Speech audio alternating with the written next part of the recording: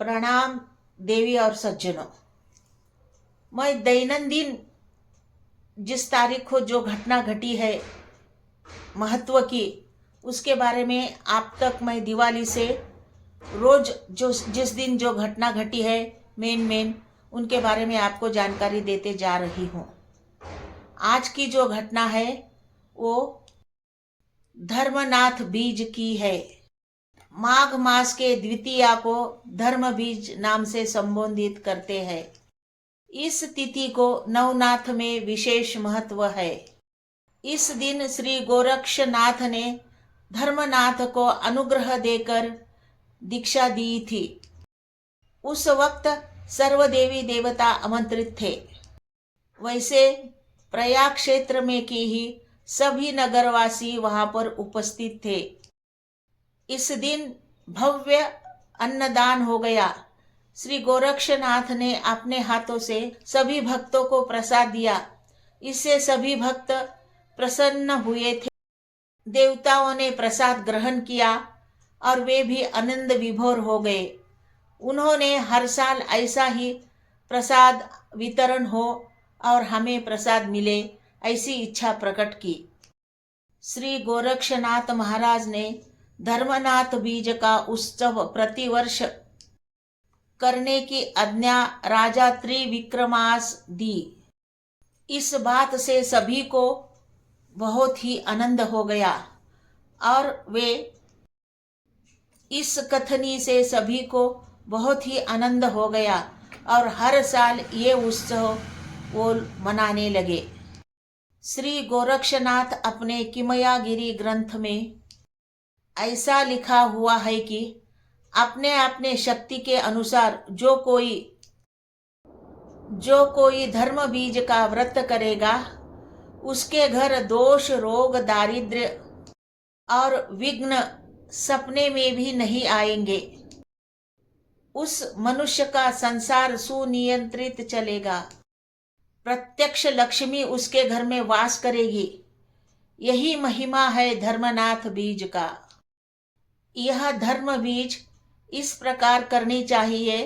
अपने घर में या नाथ के मंदिर में जाकर उस स्थान पर नवनाथ के प्रतिमे का पूजन करना, हार पुष्प नैवेद्य अर्पण करने, धूप दीप आरती लगाए और फिर नवनाथ भक्ति सागर ग्रंथ में का 34वां अध्याय पठन करना अथवा संक्षिप्त नवनाथ पारायण करना। जिसके घर में नवनाथ महाराज का फोटो नहीं है, वो नवनाथ ग्रंथ का पंचोपचार पूजा करके उसको नैवेद्य धूप आरती करना, नैवेद्य दिखाकर नवनाथ की आरती करना और यथाशक्ति दान धर्म करना। जिन्हें संभव है उन्होंने ज्वारी का अम्बिल और घेवड़े का साग की घुघरी और खीर, मलिदा, वड़े इत्यादि पदार्थ बनाकर नैवेद्य दे सकते हैं। धर्मनाथ बीज की कथा इस प्रकार है। राजा त्रिविक्रम के मृत्यु के पश्चात स्मशान में शोकाकुल प्रजे को देखकर गोरक्षनाथ छुटपटाए। उनके हट के कारण महागुरु योगी मच्छिंद्रनाथ उन्होंने त्रिविक्रम राजा के शरीर में प्रवेश करके रानी रेवती के साथ 12 साल संसार किया और प्रजे की देखभाल भी की। रेवती रानी को मच्छिंद्रनाथ अंश रूपी पुत्र की प्राप्ति हुई, जिसका नाम धर्मनाथ रखा गया। 12 वर्ष की कालावधि पलट जाने के बाद योगी मच्छिंद्रनाथ ने त्रिविक्रम राजा के देह का त्याग कर वहां अपने मूल स्वरूप में आ गए। इस बात की भनक रेवती रानी को मालूम पड़ गई। उन्होंने अपने पुत्र को धर्मनाथ को उसके अपने जन्मदाते असली पिता की पहचान करा दी। उस समय मच्छिंद्रनाथ ने उन्हें आशीर्वाद देकर कहा कि 12 साल राज्य करने के बाद गोरक्षनाथ के तरफ से धर्मनाथ को नाथ पंथ की दीक्षा दी जाएगी और धर्मनाथ नाथ पंथ में बढ़ने लगा।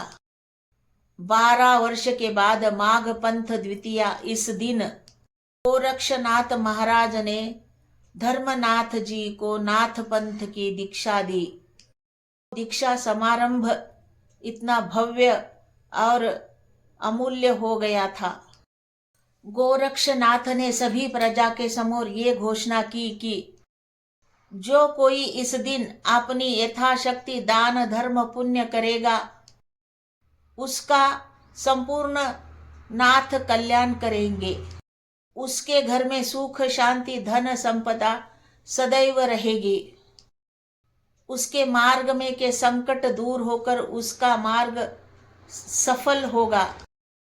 इसे धर्मनाथ बीज के नाम से पहचाना जाता है।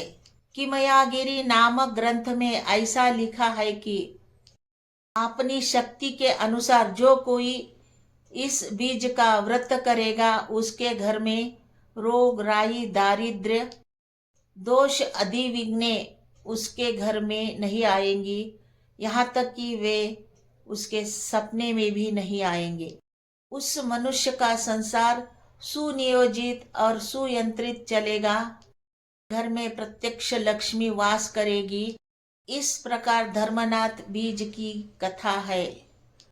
सज्जनों, ये कथा आपको अच्छी लगे तो कमेंट बॉक्स में मुझे लिखना। मेरे चैनल को अभी तक सब्सक्राइब नहीं किया है तो सब्सक्राइब करो, लाइक करो, शेयर करो। धन्यवाद। श्री स्वामी समर्थ। जय जय स्वामी समर्थ।